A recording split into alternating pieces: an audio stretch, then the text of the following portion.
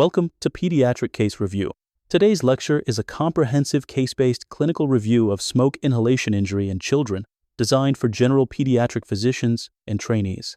We will walk through 14 carefully crafted clinical cases covering the full spectrum of this topic, including clinical presentation, airway anatomy, pathophysiology, examination findings, diagnostic investigations, acute management, pharmacotherapy, and long-term complications. This is a high-yield topic with significant implications for pediatric emergency practice. Let us begin. Case 1. A 3-year-old boy is brought to the emergency department after escaping a house fire. On arrival, he is tachypneic with a respiratory rate of 45 per minute, displaying audible stridor and subcostal retractions. He appears alert but anxious and restless. Physical examination reveals soot stains around his nose and mouth, and singed nasal hairs are noted. His oxygen saturation is 94% on room air. What is the most likely diagnosis? Option A, thermal burn injury only. Option B, carbon monoxide poisoning. Option C, smoke inhalation injury. Option D, hypovolemic shock. The correct answer is option C, smoke inhalation injury. The combination of findings in this case is classic. Soot staining around the face and singed nasal hairs confirm direct fire exposure. Stridor strongly suggests upper airway edema and compromise from thermal and chemical injury. Tachypnea and subcostal retractions indicate significant respiratory distress. Thermal burns alone would not cause stridor. Carbon monoxide poisoning typically presents with altered mental status rather than stridor. Hypovolemic shock would show a very different vital sign pattern with hypotension and tachycardia without upper airway findings. Case 2. A 5-year-old girl was trapped in a burning car for 15 minutes. She presents to the emergency department with the following findings: lethargic with a Glasgow Coma Scale score of 12, mild cough with carbonaceous sputum, oxygen saturation 92% on room air, no visible external burns, and alert but confused when responding to questions. What is the most concerning immediate risk in this patient? Option A, hypothermia from prolonged exposure. Option B, upper airway obstruction from thermal injury. Option C, cardiac arrhythmia from electrolyte imbalance. Option D, seizure from hypoglycemia. The correct answer is option B, upper airway obstruction from thermal injury. Carbonaceous sputum is a critical warning sign indicating deep airway smoke penetration. Closed-space fire exposure carries very high risk for progressive airway edema. The declining Glasgow Coma Scale score indicates significant toxicity, likely from carbon monoxide. This is a true emergency. Progressive airway edema can develop within hours following closed-space fire exposure, and children under 5 years of age are especially vulnerable due to their smaller airway diameter. Early intubation must be considered before the airway becomes impossible to secure. Case 3. A 2-year-old boy was exposed to smoke in a kitchen fire, but initially appeared well in the emergency department. His vital signs were stable, and he showed no signs of respiratory distress. The parents were reassured and prepared for discharge. 6 hours later, he develops progressive shortness of breath and tachypnea with increased work of breathing. He has no visible facial burns or soot around his mouth. What is the most likely explanation for this delayed presentation?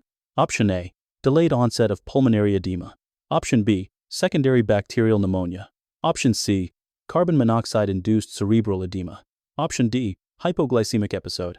The correct answer is option A, delayed onset of pulmonary edema. Smoke inhalation injury has a characteristic latent period. The child may appear well initially, but progressive respiratory compromise develops over 6 to 24 hours. This delayed presentation occurs due to 4 key mechanisms. First, inflammatory cascade activation with cytokine release and neutrophil infiltration. Second, increased capillary permeability leading to pulmonary edema formation. Third, surfactant dysfunction compromising gas exchange. And fourth, progressive airway obstruction from mucosal swelling and secretions. The critical clinical pearl here is to always observe children with smoke exposure for at least 24 hours, even if initially asymptomatic. Case 4. A 4-year-old boy is brought to the emergency department following a house fire. On examination, you notice facial burns around his mouth and nose, with singed nasal hairs. The child appears anxious and has mild hoarseness when speaking. You can hear inspiratory stridor during your assessment. His chest examination reveals clear breath sounds bilaterally. What is the most appropriate next step in management? Option A, administer nebulized albuterol and reassess in 30 minutes. Option B, perform flexible bronchoscopy to evaluate airway integrity. Option C, Order a chest X-ray to rule out pneumothorax. Option D. Start high-flow nasal cannula oxygen therapy. The correct answer is option B. Perform a flexible bronchoscopy. The presence of hoarseness and inspiratory stridor in a child with facial burns and singed nasal hairs are strong indicators of upper airway compromise due to thermal injury and edema. These signs should never be taken lightly. Flexible bronchoscopy is the gold standard for diagnosing and assessing the severity of inhalation injury. It allows direct visualization of mucosal erythema, edema, blistering, or charring. It also guides decisions about early intubation before the airway becomes critically narrowed. Delaying bronchoscopy in this clinical picture risks missing a rapidly evolving airway emergency. Case 5. A 4-year-old girl was rescued from a bedroom fire after being trapped for 10 minutes. She is awake and crying but appears anxious. Initial vital signs show tachypnea and mild tachycardia. On physical examination, you note soot around her nostrils, mild facial erythema, and carbonaceous sputum when she coughs. Which physical examination finding is most predictive of significant lower airway injury requiring aggressive management? Option A. Facial burns. Option B. Carbonaceous sputum. Option C. Tachypnea. Option D. Oropharyngeal soot and mucosal edema. The correct answer is option D. Oropharyngeal soot and mucosal edema. Oropharyngeal soot and mucosal edema are the most predictive physical examination findings for significant lower airway injury. They directly visualize airway involvement, indicating that heat and particulate injury has extended into both the upper and lower airways. Other high-yield findings to remember include mucosal edema as a sign of thermal and chemical injury, hoarseness and stridor indicating laryngeal edema with potential airway obstruction, carbonaceous sputum suggesting lower airway involvement, and singed nasal hairs or facial burns as indicators of significant thermal exposure. Case 6. A 6-month-old infant was rescued from a house fire after 10 minutes of smoke exposure. She initially appeared stable, but within 2 hours developed inspiratory stridor and significant respiratory distress. Her parents asked why she deteriorated so quickly when an adult neighbor exposed to the same smoke remained asymptomatic. Which anatomical factor makes infants most susceptible to rapid airway compromise following smoke inhalation? Option A. Larger tongue relative to oral cavity size. Option B. Smaller absolute airway diameter. Option C. Higher position of the larynx. Option D. Increased chest wall compliance. The correct answer is option B. Smaller absolute airway diameter. Pediatric airways are approximately 50% smaller in diameter than adult airways. According to the Poiseuille law, airway resistance is inversely proportional to the radius to the power of 4. This means that even 1 millimeter of mucosal edema reduces the airway lumen by 65% in an infant. In adults, the same 1 millimeter of edema causes only a minor reduction in airflow. Combined with higher metabolic oxygen demands in children, this makes even minimal smoke-induced edema potentially life-threatening. This is why infants and young children must be monitored with extreme vigilance after any smoke exposure. Case 7. A 5-year-old boy was rescued from a house fire after inhaling hot smoke and toxic fumes for several minutes. He is now experiencing respiratory distress with wheezing and decreased air entry bilaterally. Which of the following best describes the primary mechanism of lower airway injury in pediatric smoke inhalation? Option A. Direct thermal damage from hot gases reaching the alveoli. Option B. Chemical irritation from inhaled toxins and particulates. Option C. Low oxygen levels secondary to carbon monoxide displacement of oxygen. Option D. Systemic inflammatory response triggering bronchospasm. The correct answer is option B. Chemical irritation from inhaled toxins and particulates. While the upper airways, including the nose, mouth, pharynx, and larynx, can suffer direct thermal damage from hot gases, the lower respiratory tract is primarily injured through chemical irritation and toxicity from inhaled particles and gases. The upper airway acts as a highly efficient heat exchanger, cooling inspired gases before they reach the lungs. Therefore, lower airway injury in smoke inhalation is predominantly due to chemical toxins rather than thermal burns. An important clinical pearl: children are more susceptible to chemical injury because they have higher minute ventilation per body weight and smaller airway diameter, meaning they inhale proportionally more toxins per kilogram than adults. Case 8. A 4-year-old girl was rescued from a house fire and initially appeared stable with mild cough. Over the next 6 hours, she developed progressive wheezing, increased work of breathing, and copious bronchial secretions. Her chest X-ray shows bilateral parahilar infiltrates, and laboratory studies reveal elevated inflammatory markers. Which neuropeptide is the primary mediator responsible for the progressive bronchoconstriction and increased vascular permeability in this patient's smoke inhalation injury? Option A, calcitonin gene-related peptide. Option B, vasoactive intestinal peptide. Option C, substance P. Option D, neuropeptide Y. The correct answer is option C, substance P. Substance P is a key neuropeptide released during smoke inhalation injury that acts as a powerful mediator of inflammation in pediatric airways.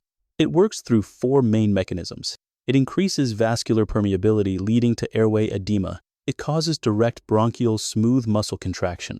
It amplifies the inflammatory cascade through mast cell degranulation, and its effects are more pronounced in children due to immature airway structure. An important clinical pearl is that children under 4 years of age are particularly susceptible due to their smaller airway diameter and heightened inflammatory response to substance P release. Case 9. A 4-year-old boy with suspected inhalation injury presents to the emergency department. His chest X-ray appears normal with no acute findings. Laboratory results show a carboxyhemoglobin level of 25%. The child is alert and cooperative with mild respiratory symptoms. What is the most appropriate next diagnostic step? Option A, repeat chest X-ray in 24 hours. Option B, perform flexible bronchoscopy. Option C, order a computed tomography scan of the chest. Option D, start empiric antibiotic therapy. The correct answer is option B, perform flexible bronchoscopy.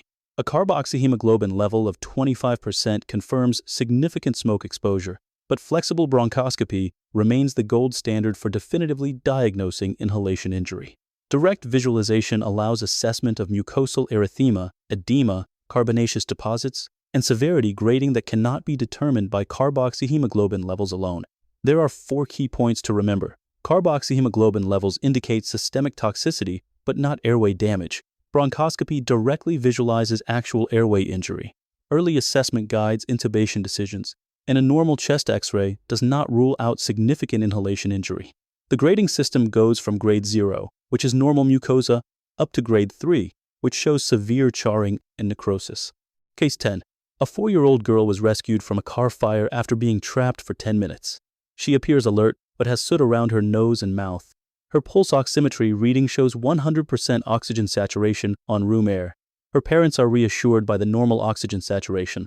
Why might this pulse oximetry reading be misleading in suspected carbon monoxide poisoning? Option A, pulse oximetry is inaccurate in young children. Option B, carbon monoxide does not affect oxygen saturation. Option C, pulse oximetry cannot distinguish between oxyhemoglobin and carboxyhemoglobin. Option D, the device is malfunctioning due to soot contamination. The correct answer is option C, pulse oximetry cannot distinguish between oxyhemoglobin and carboxyhemoglobin. Carboxyhemoglobin has very similar light absorption properties to oxyhemoglobin at the wavelengths used by standard pulse oximetry. This results in falsely normal or near normal oxygen saturation readings despite significant carbon monoxide poisoning, creating a dangerous diagnostic pitfall in smoke inhalation cases. To understand severity, here are the carboxyhemoglobin level thresholds. 0 to 5% is normal baseline. 15 to 20% causes headache and mild confusion. 20 to 40% causes disorientation, fatigue, and nausea. 40 to 60% causes hallucinations, coma, and shock, and above 60% leads to cardiopulmonary arrest. Always obtain arterial blood gas with co-oximetry in any child with fire exposure. Case 11. A 14-year-old girl was rescued from a bedroom fire after being trapped for 10 minutes. She presents to the emergency department 2 hours after exposure with mild cough and hoarseness. Physical examination reveals singed eyebrows, carbonaceous sputum, and mild inspiratory stridor. Her oxygen saturation is 94% on room air, and she appears anxious but alert. An initial chest X-ray is performed in the emergency department. What is the most likely finding at this early stage? Option A, bilateral pulmonary edema with fluffy infiltrates. Option B, normal chest X-ray appearance. Option C, pneumothorax with pleural effusion. Option D, consolidation in bilateral lower lobes. The correct answer is option B, normal chest X-ray appearance. Early chest X-rays are frequently normal in inhalation injury for several important reasons. Pathological changes typically develop 12 to 24 hours after exposure. The initial inflammatory response is not visible on plain films, and the sensitivity of chest X-ray is only 30 to 40% in early stages. This is a critically important concept. A normal chest X-ray does not rule out significant inhalation injury. Computed tomography scanning has major advantages over plain films. It detects early parenchymal changes and ground glass opacities, identifies bronchial wall thickening and air trapping, and has superior sensitivity for detecting pneumonia risk. Always remember, a normal chest X-ray in the first 24 hours does not exclude significant inhalation injury. Case 12. A 5-year-old boy is brought to the emergency department following rescue from a house fire. He appears alert but mildly confused. Physical examination reveals soot around his nostrils and mild tachypnea. Laboratory results show a carboxyhemoglobin level of 30%. Oxygen saturation by pulse oximetry reads 98%. What is the most appropriate initial treatment? Option A. Administer nebulized bronchodilators. Option B. Begin mechanical ventilation immediately. Option C. Administer 100% oxygen via non-rebreather mask. Option D. Start hyperbaric oxygen therapy. The correct answer is option C. Administer 100% oxygen via non-rebreather mask. Carbon monoxide has approximately 200 times greater affinity for hemoglobin than oxygen. Administering 100% oxygen is the most critical immediate intervention because it dramatically accelerates the displacement of carbon monoxide from hemoglobin. On room air, the carboxyhemoglobin half-life is approximately 5 hours. With 100% oxygen via non-rebreather mask, this half-life drops to 60 to 90 minutes. Hyperbaric oxygen reduces it further to approximately 20 minutes, but is reserved for severe cases with significant neurological symptoms, loss of consciousness, or carboxyhemoglobin levels above 25% with symptoms. Never rely on pulse oximetry to guide oxygen therapy in these patients. Case 13. A 4-year-old boy with moderate smoke inhalation injury has been intubated and is on mechanical ventilation. His bronchoscopy shows significant mucosal edema and carbonaceous deposits throughout the airways. The intensive care unit team decides to initiate the standard burn cocktail regimen. What are the most likely components of this nebulized treatment regimen? Option A.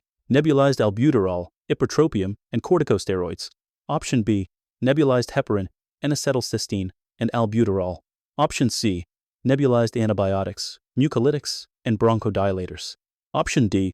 Nebulized epinephrine, racemic epinephrine, and dexamethasone. The correct answer is option B. Nebulized heparin, N-acetylcysteine, and albuterol. The burn cocktail for intubated pediatric patients with inhalation injury consists of 3 medications working together. First, N-acetylcysteine is a mucolytic agent that breaks down thick secretions and fibrin casts. Second, heparin is an anticoagulant that prevents fibrin cast formation in the airways. Third, albuterol is a bronchodilator that relieves bronchospasm and improves airflow. The standard dosing protocol, given every 4 hours, is as follows. N-acetylcysteine 20% solution at 3 milliliters nebulized, heparin at 5,000 units in 3 milliliters of saline, and albuterol at 2.5 milligrams nebulized. This combination significantly reduces cast formation and airway obstruction in ventilated patients. Case 14. A 7-year-old boy survived a severe house fire with significant smoke inhalation injury 6 months ago. He was initially intubated for 10 days and recovered well. Today, his parents bring him to your clinic because he has developed progressive stridor and hoarseness over the past 2 weeks. His voice has become increasingly weak, and he experiences mild shortness of breath with exertion. What is the most likely diagnosis? Option A. Reactive airway disease. Option B. Bronchiectasis. Option C. Subglottic stenosis. Option D. Vocal cord paralysis. The correct answer is option C. Subglottic stenosis. Progressive stridor and hoarseness developing months after severe inhalation injury is characteristic of subglottic stenosis. This occurs due to cicatricial scarring and narrowing of the airway following mucosal injury and prolonged inflammation. Children are particularly susceptible due to their smaller baseline airway diameter. The key long-term complications of inhalation injury to remember are subglottic and tracheal stenosis from scarring, bronchiectasis from chronic airway inflammation, reactive airway disease similar to asthma, and pulmonary fibrosis from persistent lung parenchymal damage. Children who survive severe inhalation injury require long-term respiratory follow-up to detect these complications early. Before we conclude, we want to share something important with you. Our Pediatric Case review community on Patreon is designed to take your clinical learning to the next level. All lectures are organized by medical system, so you can easily navigate and find every video in one place. You also get unlimited access to downloadable presentation slides as high-resolution images, so you can read through every question and practice at your own pace.